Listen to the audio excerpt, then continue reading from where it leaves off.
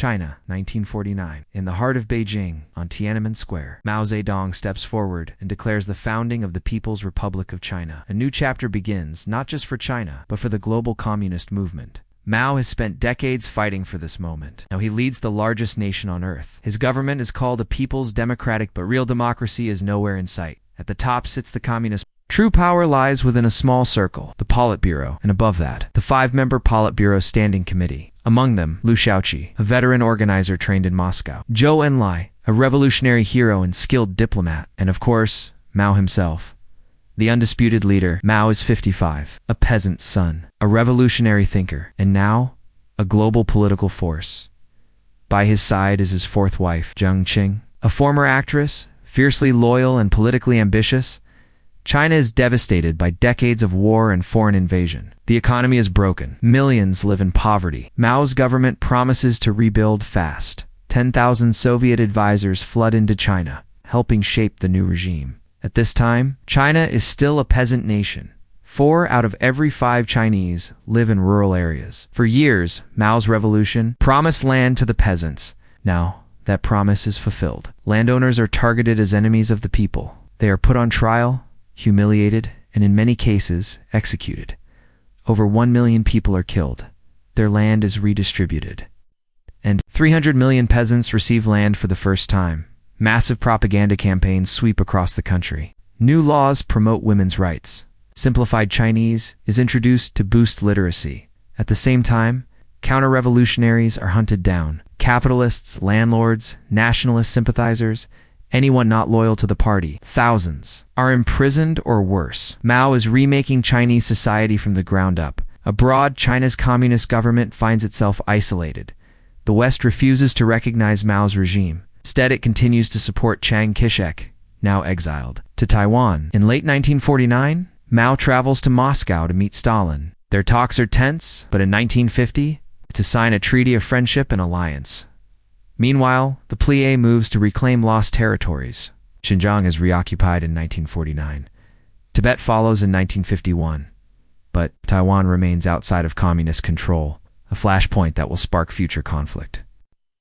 War erupts in Korea. The North invades the South. The U.S. and its allies intervene. When UN forces push to the Chinese border, Mao responds. He sends over 1 million troops to fight. China's intervention turns the tide. After brutal fighting, the war ends in stalemate. For China, it's a political victory, proof that they can face down a global superpower, but the cost is immense. Over 500,000 Chinese troops are killed, including Mao's own son, Mao Anying. Back home, China launches its first 5-year plan in 1953, modeled after Soviet strategies. With Soviet help, steel, coal, and railroads expand rapidly. Agriculture is next. By 1956, most farmers are in cooperatives, sharing land, tools, and food. But it's not just economics. It's ideological. The party wants full control of rural life. In 1956, Mao briefly encourages open criticism. Let 100 flowers bloom, he says. Scholars and intellectuals speak up. But Mao is furious. The anti-rightist campaign begins. 500,000 people are persecuted, many for simply expressing an opinion. One of the leaders of this crackdown is Deng Xiaoping, a loyal revolutionary and rising power in the party. Mao launches his most ambitious plan yet. The Great Leap Forward. Tens of thousands of communes replace villages. Private farming is banned. People live in collective canteens. Even cooking at home is forbidden. And in every backyard, makeshift furnaces meant to produce steel, but it's all a disaster. Officials lie about harvests. The state takes too much grain, and when drought strikes, there's no food left. Famine sweeps across the countryside. Up to 45 million people die, one of the worst man-made disasters in history. In 1959, Defense Minister Peng Dewa dares to criticize Mao. He is removed and silenced. His replacement is Lin Bo, loyal to Mao and a key player in the years ahead.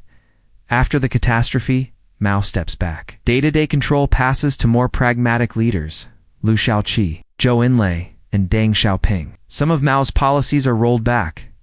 Land is partially decollectivized. Canteens are closed. Private farming is cautiously allowed. In 1958, Pinyin system is introduced, a new way to write Chinese in Roman letters. Peking becomes Beijing. Nanking becomes Nanjing. but Mao remains aggressive on the world stage. In 1958, he shells islands held by Taiwan. The US responds with nuclear threats. Mao's reckless behavior angers the Soviets. When Khrushchev denounces Stalin, Mao breaks with him entirely. Tibet rebels, Chinese forces crush the uprising. The Dalai Lama flees to India. 3 years later, war breaks out with India. China wins, and the Soviets take India's side. By now, the Soviets have pulled their technical advisors. But China is no longer reliant on foreign help. In 1964, China tests its first atomic bomb. 2 years later, it detonates a hydrogen bomb. China has become the world's 5th nuclear power. By the early 1960s, Mao's revolution has changed China forever. But his hunger for transformation is far from over.